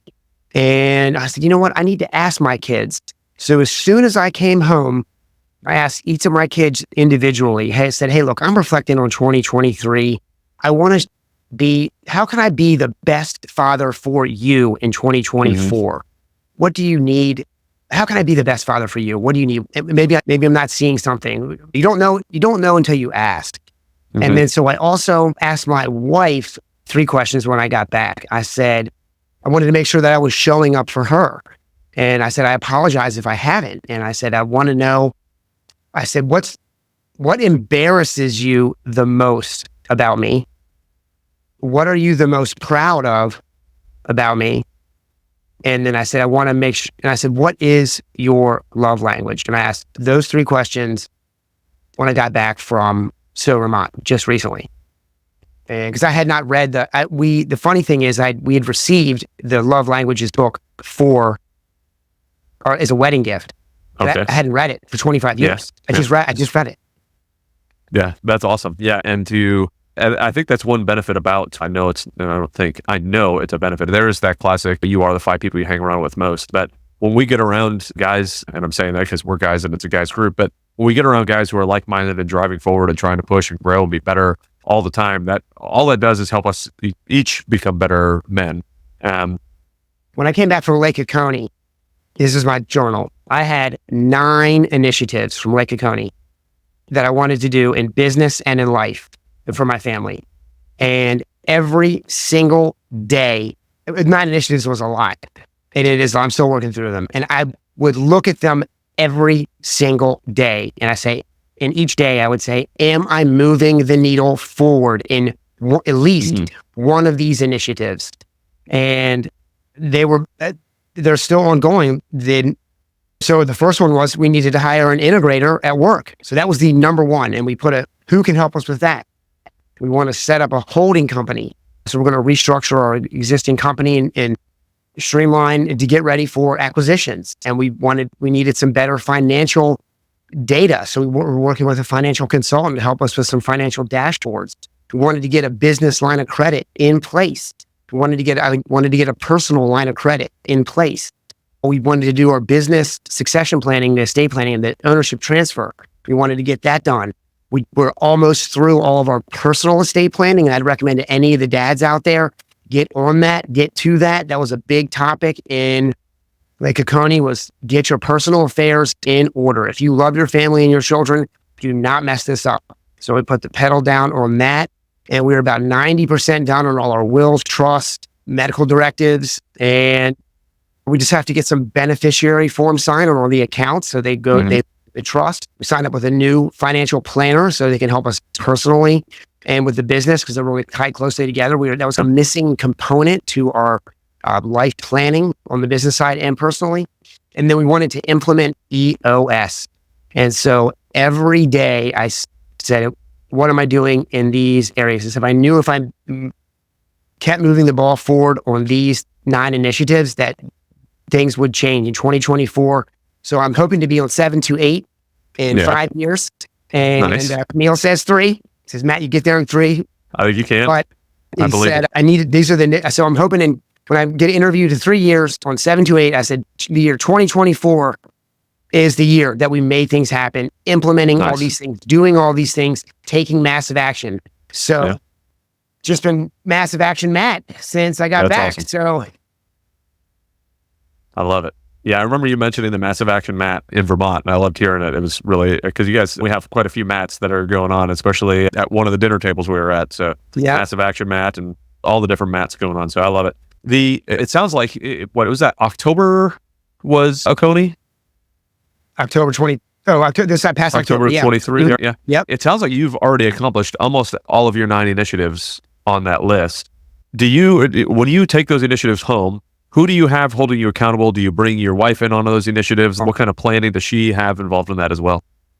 She's a great partner and a great help. And when I need help, I say, I need on certain things. I say, can you help me with this? But literally, I just would sit down at my desk when I got to work every day. Boom. I was highly motivated to turn the needle up to make, I guess it's about your why. And so my why was to be able to leave a legacy for my kids. We want to acquire multiple businesses. I want to be able to set up a family office. I want to have a litany of companies under the holding company. And then, so my children could run one of these different companies as time goes on. And so that's my why, to be able to lead a legacy for my children. I want to be able to teach them about investing as soon as possible. I'm talking all the time to my kids about investing, and I want them to be educated and knowledgeable about this stuff as soon as possible. Talking about, because my kids will be getting apartments soon or houses when they come out of college, talking about teaching them about house hacking and just all the different ways to get started and acquiring wealth. I want them to be, I don't want them to have to work as hard as I have. I want them to be smarter. Yeah, for sure. And that's, I never learned any of that growing up. It wasn't until I was in my early to mid 30s before I really realized that like investing was a thing and I should do that. Welcome to the BizDad podcast again. Today we have Jake Porter. Very excited to chat with you today. I want to go back to your wife, right? So you had everything going on. Your wife says, hey, like, you screwed up. I know you screwed up. Gives you that massive representation of grace. What does that look like to you practically walking through your life, especially at that moment when you're resigning from being a pastor, your life is completely flipped upside down? Having somebody like her, what did that look like for you practically? It was practically, it was like, I would be an absolute idiot to not go all in here. It was so clear to me, like, there's not going to be something better come along.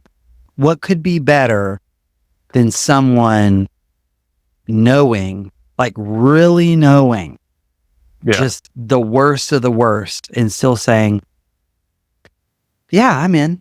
And part of that is her own faith, her own journey with God. And so she came to Christ as a young adult. She had moved to Houston following a guy who she was engaged to. And then she met Jesus, and that relationship ended. And her boss, who had become one of her very best friends, invited her to church, which was my church. So she actually started attending my church. That's how we met. I baptized her. We developed this relationship over time. Anyway, so she knew it all. But her best friend, who was a member of my church, who knew me pretty well, her name's Lonnie, told Kristen, my wife, early on, he may be a terrible boyfriend, but he'll be an amazing husband. And Kristen had a deep sense of, just felt like we were going to end up married. She thought that from very early on. And she believed that. She believed what Lonnie told her. And she reminds me of that often. It's a terrible boyfriend, but a good husband. Yeah. I'm intrigued to find out what that meant in practice. Like terrible boyfriend, but good husband. Like why was that a description of you? You're on a team or you're not, right? You're on the team or you're not on the team. I was not in. I was in, but not in the relationship. We'd go out, I'd take her out, but then I wouldn't call her for a week. I would not invite her to certain things that it's like, why would I not invite her to that? It's like I was trying to be close, but not too close, right? There was something about being all in that really frightened me. And so I was always there, but not there, in, but not in. And, I know she felt that. I know she did. Yeah. And that's evidenced today by her continuing to have a sensitivity to feeling left out. So if I've got something going on and she feels left out, even if it's totally unintentional on my part, there's a real sensitivity there. So that's something I try to be very mindful of. Well, guess what? After that pivotal moment, when it's like, she basically says, all in or not in, and we'll just be friends and we'll call it good, then it was all in. It's okay.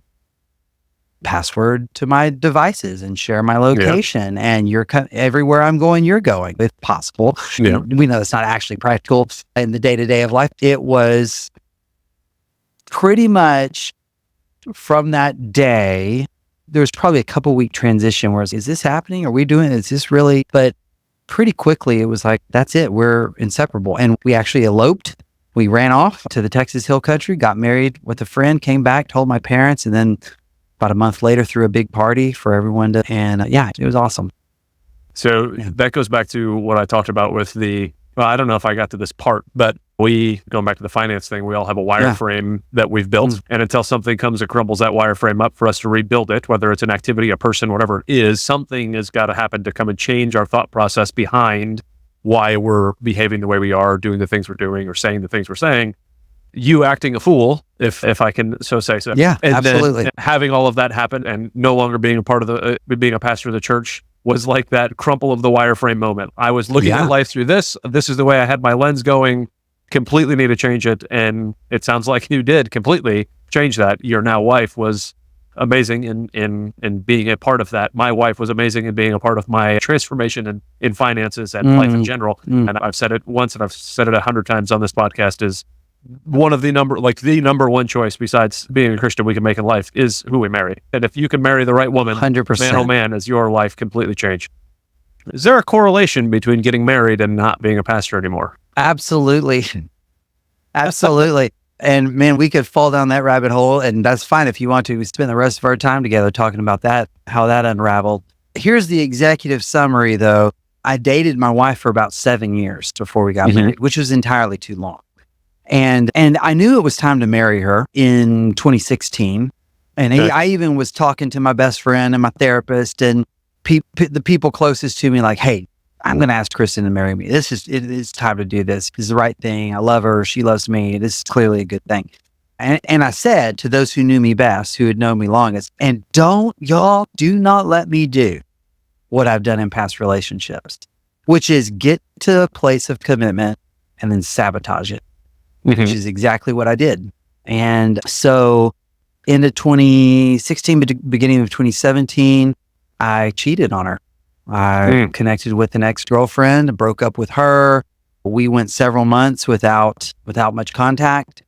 And during that time, I actually came unraveled because I knew I'd made a mistake. There was all kinds of shame about it, all this stuff, and decided that I needed to resign pastoring. I was working way too much, trying to do private practice as a therapist and be a pastor. And also I felt like my behavior, what I had done, it felt wrong. And so I made a plan to exit pastoring. Long story short, that plan was not executed the way I had it in my mind. Instead, everything became public, that I had acted out and cheated on my girlfriend, and a whole bunch of other stuff from my past came out. And so I resigned in disgrace and effective immediately instead of over a 10-week period or whatever I had planned. And the day I resigned, Kristen heard about it from a mutual friend, and she texted me and said, hey, do you need a friend? Do you need to talk? And we met up at a restaurant that evening, and I talked to her, and she just showed such incredible grace and care, and it just broke me. And about 2 months later, we ran off and got married because she was pretty clear with me that she was not going to date me anymore. She would be my friend or my wife, but she was done dating me. So in the moment, it felt like a real easy choice, and I'm glad I made it. Now 7 years later. Yeah. Super excited today to talk to Lars Anderson. Are you planning to do the same thing that happened with you as growing up, or have you and your wife talked about what you want to do for allowance or all of that? No, we haven't decided, and it wouldn't be nailed down. It would be definitely, I will encourage I think it was in me to ask to vacuum cars and get my siblings to pay me some money to vacuum their car, to clean meticulously, do a deep house clean. And that turned into $20, getting some money when I'm 10 years old. So it was always like, that was in me. So I'll just encourage, just like you, it could be partnering in a bit, giving them money to start a little business or to buy a lawnmower. I think the manual labor stuff is really cool learning lesson. At least it was for me. So probably something that has to do with that, or helping a handyman type, position or something where they can learn some hands-on how houses work and things like that. And then the allowance, if I did that, it'd be like, hey, if you need a new pair of shoes, that's what you're using that money for and doing that. Cause being a generation after when I was growing up, it was like we're using hand me down. It wasn't like we're buying the fanciest things or whatever. I don't think it was, we were in the position to have my parents do that when I was young. As time went on and the business was doing better and better.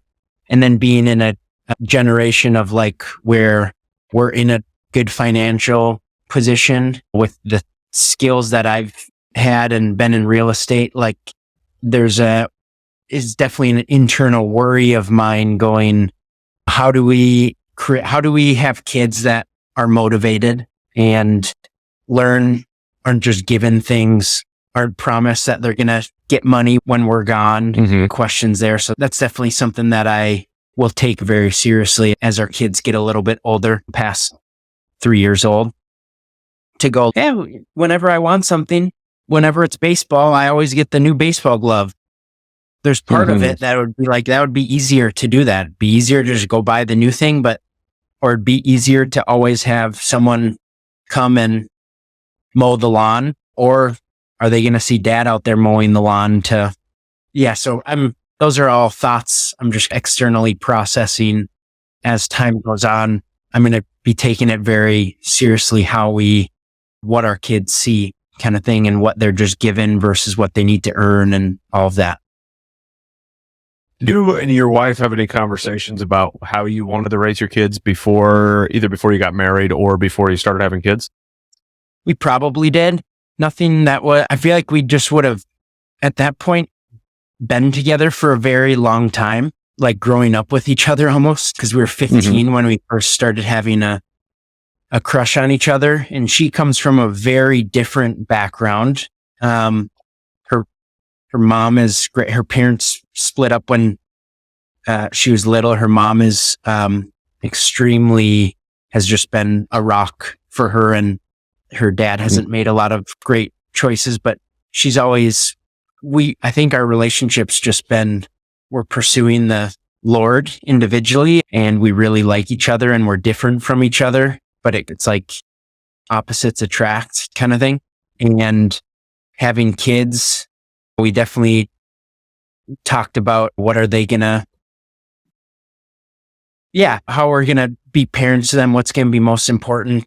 Are we going to want to travel as a family? Are we going to want to more focus on experiences together or buying fancy things or things like that? But it gets more serious once the kids start actually coming, and then you're like, sure. Yeah. Now we're deciding what's going on. The intentionality becomes a requirement as opposed to a preparation. So when there's a difference between intentionally preparing and intentionally executing, because you're in the middle of the execution and it's just time to make it happen. I'm curious, you said that your wife's dad wasn't really around much, wasn't really involved that type of way, a very involved dad. What kind of conversations has that led to for how she expects you to show up as a dad? Or maybe it's just how have you taken that on if you haven't had the conversations? Because there's a difference between, who was I listening to? I was just listening. It was either this morning or yesterday. Maybe it was yesterday. I don't remember, but I was listening to somebody and they were talking about how the problem is not necessarily in the words. The problem is in the pictures, right? So and I wish I could remember who it was that the conversation was with. It was a doctor that used to be on with Dave Ramsey. So there was a doctor that used to be on there that used to talk. He's got tattoos, big guy.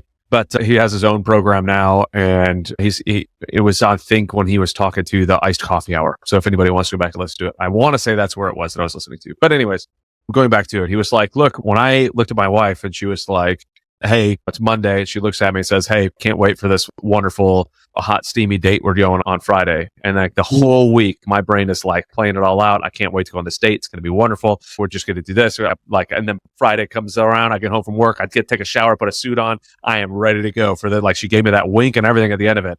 And then I walk out and she's in PT gear, like ready to go work out.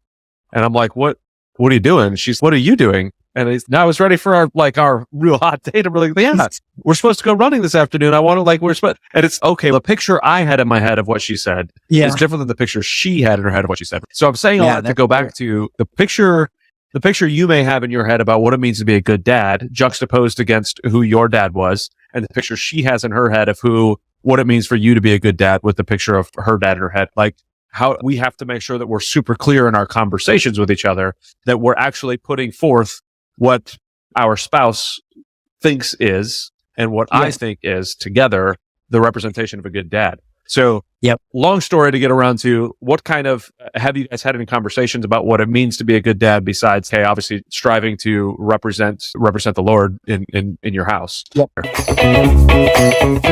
I am super excited to talk to Jerry Tavella, dad, entrepreneur, finance guy. So I want to dig in a little on the personal side. What was that conversation like between you and your wife after that, and after your son asked that question? I just shared with her the story, and I think she felt bad in the moment, right? Because of the way he interpreted it. Okay. And we did not have an intense conversation. It was just like, listen, we are fully managing expectations here. Chances of him playing in the NHL are like 0, right? Yeah. But like, do we want to be the parents that encourage or discourage, right? Dream. And I thought it was a pretty meaningful conversation, an important conversation, Matt. Because her and I always talked that I had a very encouraging father, encouraging mother. They instilled confidence in us. Like, with the resources that we have now to give our kids, like, what's possible? My son, this morning he didn't because he had some testing at school that he had to do. But usually on Thursdays, he goes and skates with a couple teammates before school with a coach. And it's awesome. I never had that opportunity. Yeah, no kidding. So my wife, I would say, what could have been possible? My wife played Division I college soccer, right? Without any of the private lessons, without any of the extra coaching, what could have been possible? I don't think that we do our kids, I think we do a greater disservice discouraging dreams to create reality. We at the expense of dreams, we try to create a reality for them that is probably accurate. I think that can do more damage than having a kid reach for the stars and come up short. Yeah. It's our belief. And that conversation with my wife after that event confirmed that we're on the same page. And now we'll be more choosy and careful around our language. And I'm going to tell you this, not to say anything negative about your son by any stretch. There was a kid I went to high school with, not the greatest hockey player at all. He ended up on the NHL because he was a goon, right? So he was picked up basically because he was a goon. And that's not the way you want to get picked up for the NHL, but he made it to the NHL by not being all that great. But yeah. His brother actually was, seemed to me a better hockey player from my perspective. I'm not a hockey player. But he was only in and out of the NHL. He was up and down. But his brother been playing for a while. So yeah, it's all about timing and circumstances and chance. Timing, what a team needs at that moment, and maybe what conversation you had in the bathroom with somebody beforehand, because those types of things happen. You never daggum know. Yep. But man, the sport side of the house, that's been a common theme in our conversations thus far. What kind of role do you think sports had in you and your wife's upbringing that have now applied for you in both business and in fatherhood? I think life is a team sport. I really do. Or sports in general, right? Even if it is a sport like golf or tennis or swimming where we're competing on our own, but you're going to be faced with a lot of adversity, right? And you have to figure out a way to overcome it. And you have to decide who you want to be in an environment. And I think we learned so much as kids playing sports. I didn't play any individual sports, so I think a lot about team sports. I think about the fact that our household is a team, right? My wife and I are partners. We got a couple kids, right? That's a team environment. My work is clearly a team environment. The advisors, not all of our advisors run and build and operate teams, but in my mind, the advisors that are having a lot of fun and growing and pushing each other and excelling, a lot of those advisors exist on teams, right? One of my charges in our organization is to build and develop and grow a team environment, because I think it's best for our advisors and it's best for our clients when they have the service model of a team versus an individual advisor. Playing team sports my entire life, I think taught me a ton around how to deal with different personalities, how to come together and work with somebody who maybe had towards a common goal, who is somebody who I wouldn't necessarily gel with in a different environment, right? I think there's a lot to learn there. And I feel like the business that I'm in, this wealth management business, is, I would just say, in an entrepreneurial business, whether it's real estate, whether it's wealth management, anything where you have the opportunity to build based on your own efforts is one of the last few meritocracies that exist, right? If when you're an entrepreneur, when you're a business owner, when you're building a business like you are in an environment like this, because I think as a society, we face a lot of pressures right now, or a lot of people face different pressures in different organizations and different environments where they're going to be passed over just because of who they are and what they look like and what their background is, which is terribly unfortunate. But if you're an entrepreneur and you're building your own business, whether you succeed or fail is often on you, right? Maybe that goes back to my why. But I think in sports, it's much of the same.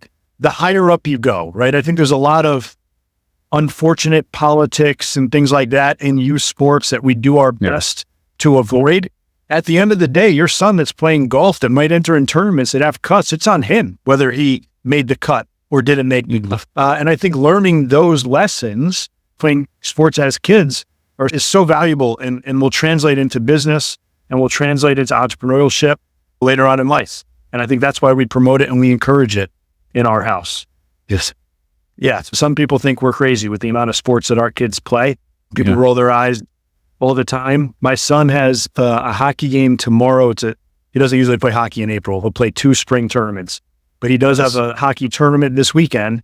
And between lacrosse, this spring tournament, and my daughter's soccer, and my son will have 1 soccer game, we might have as many as 9 games this weekend, 2 kids. If people think we're crazy, we need to enlist help from grandparents to help shuffle things around. But again, go back to how I was raised, and my wife was raised very similarly. And this is a perfect weekend in our house. Plans are set. We're going to be together. We're going to be on the road. We're going to be traveling. We're going to win some. We're going to lose some. And we would not want to spend this weekend, which is going to be gorgeous here in Connecticut, any other way. And I think that goes to, again, not caring what other people think, right? If this is what's best for you and your family, enjoy the heck out of it. Have a blast. Do all the traveling. Do I think it's thrilling sometimes to drive an hour and 20 minutes for a golf match? No. But guess what? When I'm there, it's amazing. I absolutely love it, especially with like some of the Under Armour ones we do. I get to wear my little caddy vest. It's got his name on the back of it. So I love this. Like, what better way to spend 4 hours than walking around a golf course with my son, where I get to have amazing conversations? What better ways do you have than to say, hey, like in between these games or in between periods, look, son, this is what's going on, how this was going on. Who's some other family to be able to tell us what works for their family versus our family? And whatever, same thing I look at with my business. Okay, your business is different than my business. Okay, there are some principles that all families I think should stick to, and there are some principles that all businesses should probably stick to. But when it comes down to it, like, each family and each business is going to be different. Go out and have some fun and learn what you need to do and enjoy it. Today, I am super excited to talk to Russ Kimura to chat about being a dad, a business owner. He's got a fun journey to chat about. You've been married for, I think you said 18 years, and your oldest. Mm-hmm. So you were married for a couple of years before you had kids. So how did your conversation go about the parenting styles or anything? Did you guys have any conversations beforehand, or was it just let's figure it out as it goes? 18 years ago. I do know that my wife, so part of my background, right out of college, I worked as a college pastor at a church. Okay. And my wife was working at a hospital as an RN, a registered nurse. And so she was making a fair amount of money, which I was not as a pastor. But I think when we got married, I was always under the impression that she, as a nurse, was going to fund my ministry and I was going to be a pastor for the rest of my life. And then she was going to bring in the money. But hey, it's a calling and this is what God does. And so this is what God's providing. So we're good. But my wife reminds me, she always had a desire to stay home with the kids. Mm-hmm. And I think she did mention it to me, or she said she mentioned it to me. I don't remember it. And probably because it was so far from my mind that was even possible in Hawaii on a pastor's salary. There's no way that you could have her stay at home, especially if she was the main breadwinner. right, of the family. There's just no way. That's a nice thought, but that's not going to happen. So I didn't even register, even though she said I told you. I was like, I don't remember that. I don't, I'm telling you about that. We always knew sometimes we like to hear what we want to hear, and that's it. So. Yeah. In one ear, on the other. They didn't even faze me, but we did know that we wanted to have a family. And so when let's see, we started to have the conversation when my oldest daughter finished preschool, which I guess was probably about 5 years old. Mm-hmm. At that time, I had transitioned from working at the church to a bunch of different other jobs, and then finally got into a sales job. And I still wasn't making very much money. She was still primarily bringing in, even as a part-time, bringing in about the same or more than me as a nurse. But we had a conversation, and I think my wife was like, because when we had kids, she would stay home for a season, obviously when they're newborn and this and that. And then she would go back part-time or work per diem or on call or different nursing, which is really nice because she had the flexibility to do that, which is awesome. But I remember when my oldest daughter finished preschool, we had a conversation, and my wife was like, what if I just I think I can do it. Like, it's ABCs and 1, 2, 3 is what if I homeschooled her just coming out of, and then we can have more time. And I remember thinking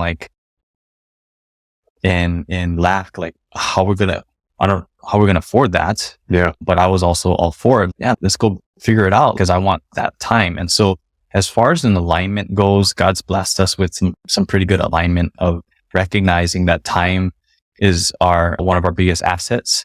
And so slowly each daughter finished preschool, and slowly they all entered into homeschooling. And so my wife has basically homeschooled them all the way till now still. And that's what they're awesome right now. So the alignment of time, of recognizing if we can, God willing, we can have the time with them, because essentially once you get into school and activities, you're basically driving them all over the place, dropping them off at school and activities. And maybe you're going to get 2-3 hours with them, maybe. And majority of that's in the car. And then it's them doing homework. And then you look forward to the weekends where you at least get some time with them potentially. And now we realize that cumulatively over the last 10 plus years, the amount of time that we were able to recapture by homeschooling is incredible. Because one, we're with them and I'm able to work from home, do different things. My wife is with them. And so we've just been able to recognize that it's a value of ours, and that we're not homeschooling completely because, we don't trust the school system or whatever. It's that time. We're only going to have so much time, and then eventually they're going to go. So that alignment has been huge, and I'm super grateful, because anytime I share that with even my guys, entrepreneur friends, they're all like, man, I wish my wife could do that, because it's really hard to do, because my wife has to play the line of teacher and then mom, and there's both, and that's actually 2 hats. It's not the one and the same. So to be able to navigate that is very tricky, because I'm sure, and there are some crossing. I'm sure at times it feels like you're being a mom to me. Why you be my teacher? And then vice versa. You be my teacher and mom. But I think that's been a huge blessing. And I'm super blessed to have a wife that is willing to sacrifice doing some of the things in the workforce and even the notoriety or people, who cares? But people look at things differently. Oh, you're not working. No, she's working. Very much so. Yeah. One of the most important jobs. Yeah. That's that awesome. Stuff has been huge, because that's my heart. My heart would be to give them the best opportunity to be raised in an environment that they can grasp the things that are most important, and not that school doesn't, but school doesn't. School doesn't always give you the opportunity to grasp the things that matter. So I do the homeschooling and run businesses from home and do all the stuff. It's exhausting. But what has been your experience thus far with the homeschooling, and why have you guys stuck to it so long throughout all of this stuff? Because a lot of people have started after COVID, but you guys have been doing it from the beginning. Walk me through that decision and how it's continued through the years. It's all my wife. She has been able to hold that down for continuous years. And I think that I really believe it's because she feels called to it. And because she feels called to it, she just sticks with it, sticks on it, and will persevere. And even when it's challenging, even when it's hard, it allows her to push through and just show up for them. And then she also knows that that is a desire of mine, is for us to be able to have a close-knit influence with our kids. And so what better way than to have homeschooling rather than, like I said, we ship them off to school and then we pick them up and whatever. And so the time spent as a family unit has been incredible. And I think that's probably been one of the motivating factors, is they're done by 12, 1 o'clock many times. Yeah. And then we can get ready for our activities, dance or jujitsu. But if we were in school, one, we got to get them out. And actually they're up early, but that's been our routine. If they're in school and then they have activities and then they have homework and then they're getting bed late and then they got to wake up, like the cycle and the frenetic pace of just this world can get overwhelming. And so God's allowed us to have a pretty good pace and margin within that. And homeschool has been now that I'm thinking about it, it's been one of the key components to us being able to have that rhythm, the pace, the margin. Because if not, like I do talk to friends who are like, yeah, my daughter's in volleyball and cheerleading and Girl Scouts and then also extracurricular activities at school. And I'm like, when do you ever see them? And how are you guys ever like together? And then it's like this, we get, again, that whole thing, you get going so fast that have you ever paused and stopped and asked yourself, like, why? What's the purpose of all of this? And do we value, what do we value? Right. And maybe we're going about it because our parents did that and told us it's super important to be in like 6 sports and to get good grades and do all these things. But have we ever paused and asked ourselves, what do we want or what does God want? Always about what we want, but what did God want or what would God allow us to do? And like we made a choice. We were about to buy a house just like everyone else in Hawaii would try to do. And we ended up shifting and we actually bought the first property from Stu and Goody at Storehouse. And we invested in a property in Wisconsin. And the idea was like, what if we invested in a property there, cash flowed that? So take our down payment in Hawaii, buy a whole house in Wisconsin, and then cash flow that and then go rent somewhere on the island instead of buying in a regular neighborhood. So what we did is we found this amazing property out in the country, out on the coast, on the water. And we've been renting here for about 6 years. And it's just been like one of the best decisions we've ever made. And if we were to follow the traditional path, people would say, nope, buy a house and do this. And there's nothing wrong with that. But for our lane and for our season, the girls have been able to grow up here on the beach and see turtles and go kayak fishing. And we've camped in our backyard, and just to be able to wake up on the water, like all those little things by the decisions, the alignment that God's allowed my wife and I to have has been incredible. Sometimes we were like, is this the life that God's allowed us to live? And I love it. I pinch yourself and man, that's amazing. But it doesn't come without its challenges. But for us being able to, I don't want to say question the status quo, but we do things differently. And I think I've always been that way. And then by God's grace, my wife has been on board and is that way as well. Because like, imagine we do this, but she doesn't like when I do this, but I can't imagine if she really was like, nope, we buy and we do this and we're not going to whatever. And I'm like, oh, well, what if we did this and we could, rent? And no, renting's horrible. Don't do that. You don't rent, you always buy. And we would have missed out on 6 years on the beach and time homeschooling versus, no, I have to pursue my career, because my wife could have said that. No, I got my degree in nursing. I'm not going to waste this, whatever. I'm going to pursue that. Who am I to say, no, homeschool. But she's chosen to do that. And it's just been incredible. So the alignment is super, super good.